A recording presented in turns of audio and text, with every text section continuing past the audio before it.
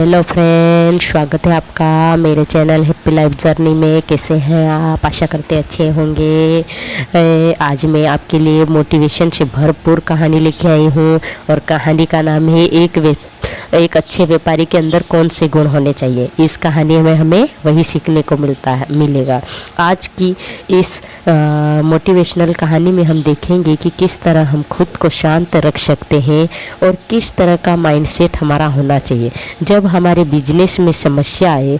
अगर कहा जाए कि सफलता किसी व्यक्ति को चुनती है तो यह गलत भी हो सकता है, लेकिन अगर हम कहें कि व्यक्ति ही अपनी सफलता और असफलता को चुनता है तो यह बिल्कुल सही होगा। क्योंकि एक असफल व्यक्ति कई बार प्रयास करता है, लेकिन एक सफल व्यक्ति सफलता मिलने तक प्रयास करता है और आखिर में सफलता उसके कदम चूमती है। तो आखिर आज एक ऐसी ही स्टोरी बताने जा रही हूँ जिससे अगर आप बिजनेस में नए हो तब आप भी बिजनेस को काफ़ी हद तक समझ में आ जाएगी। यह कहानी नेटवर्क मार्केटिंग बिजनेस और अन्य बिजनेस या फिर कहे कि हर जगह काम में आने वाली कहानी है।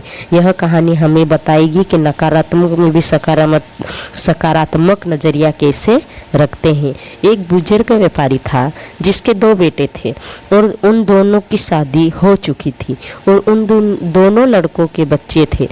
उस बुजुर्ग व्यापारी की मार्केट में मिठाई की बहुत बड़ी दुकान थी। उसी दुकान पर उसके दोनों बेटे भी काम करते थे जो अपने पिता की मिठाई की दुकान चलाने में मदद करते थे। उनकी दुकान पूरे मार्केट में सबसे अच्छी चलती थी। उस बुजुर्ग व्यक्ति को पूरा शहर जानता था और उसकी बहुत इज्जत करते थे। एक समय की बात है जब दिवाली का समय था। उस समय उनकी मिठाई की दुकान पर बहुत भीड़ रहती थी क्योंकि सीजन था। उनकी दुकान पर एक व्यक्ति आता है और उनसे मिठाई खरीद लेता है और जाने लगता है। तो वह बुजुर्ग व्यक्ति उस व्यक्ति से कहता है कि साहब, मिठाई के 500 रुपये तो दे दीजिए। व्यक्ति पैसे तो दे दिए, और कितने पैसे चाहिए? बुजुर्ग व्यक्ति ने कहा, साहब अभी आपने पैसे नहीं दिए हैं। यह सुनकर उस व्यक्ति ने कहा, अरे बुड्ढे, पागल हो गया है क्या तू? तुझे पैसे दे तो दिए। और उनकी बहस होने लगती है और इतने में उस व्यक्ति को गुस्सा आ जाता है और वह उस बुजुर्ग व्यक्ति को एक थप्पड़ मार देता है। फिर वहाँ पर बहुत भीड़ लग जाती है तो वहाँ लोग उस मामले को रफा दफा कर देते हैं।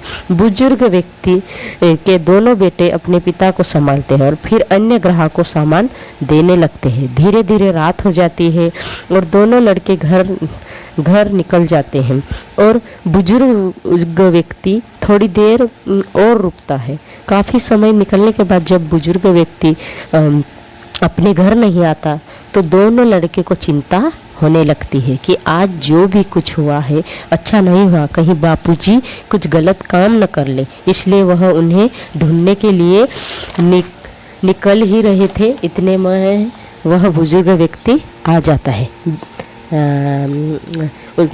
आते देख बुजुर्ग व्यक्ति के बेटे ने कहा, कहाँ गए थे आप? बुजुर्ग व्यक्ति ने कहा, मैं उस व्यक्ति को मिठाई देने के लिए उसके घर गया था जिससे आज झगड़ा हुआ था। तो यह सुनकर बुजुर्ग व्यक्ति के बेटे ने कहा, आप उसके घर क्यों गए थे? तो फिर बुजुर्ग व्यक्ति ने कहा, आज मैं तुम्हें बताता हूँ कि बिजनेस कैसे किया जाता है। तो यह सुनकर बेटे ने कहा, मतलब बुजुर्ग व्यक्ति ने कहा, जो होना था वो तो हो ही गया। फिर मैं उसके घर गया और मैंने उससे बोला कि सर, मेरी गलती थी। जब मैंने हिसाब मिलाया तो सब बराबर निकला। फिर मैंने उसे मिठाई दी और मैं वापस आ गया। यह सुनकर बुजुर्ग व्यक्ति के बेटे ने कहा, एक तो उसने मिठाई के पैसे भी नहीं दिए और आप उससे घर जाकर माफ़ी मांगकर आ गए रहे हो। बुजुर्ग व्यक्ति ने कहा, तुमने बिजनेस करना तो सीखा ही नहीं। अगर आज मैं उसके घर नहीं जाता तो वह दूसरी जगह से मिठाई खरीदता और पूरे मार्केट में हमारी बुराई करता, जिससे हमारी दुकान की वैल्यू गिरती। लेकिन अब वह हमारी बुराई नहीं करेगा और वह हमारे पास से ही मिठाई खरीदेगा। यह सुनकर बेटा बोला, लेकिन हमारा जो नुकसान हुआ उसका क्या? तो बुजुर्ग व्यक्ति ने कहा, उसको जो करना था उसने किया। लेकिन अब धीरे धीरे उससे पैसे कैसे निकलना है ये तो मुझे पता ही है। अब वो आएगा तो हमारे ही पास। इससे कहते हैं व्यापारी चाहे कितनी ही बड़ी समस्या क्यों न हो खड़ी हो जाए, लेकिन एक व्यापारी हमेशा अपना फ़ायदा देख ही लेता है। तो दोस्तों, हमें इस कहानी से क्या शिक्षा मिलती है? हमें इस कहानी से ये शिक्षा मिलती है कि सबसे ज़्यादा जो अहम है उसके बारे में सोचना चाहिए। हमें अपनी सोच को सकारात्मक रखना चाहिए। जिस तरह उस बुजुर्ग व्यक्ति में नकारात्मकता भी सकारात्मक विचार रखा, नकारात्मकता में भी सकारात्मक विचार रखा, उसी तरह हमें भी हर परिस्थिति में सकारात्मक नज़रिया रखना चाहिए। फिर आपका व्यवहार आपका व्यवहार कैसा रहता है ये ग्राहक के ऊपर कैसे प्रभाव डालता है, ये बहुत मायने रखता है आपके बिजनेस में। अगर मेरी कहानी पसंद आए तो प्लीज़ लाइक कीजिए, शेयर कीजिए और मेरे चैनल को सब्सक्राइब कीजिए, ताकि मैं रोज़ आपके लिए नई मोटिवेशनल कहानी लेकर आती रहूँगी।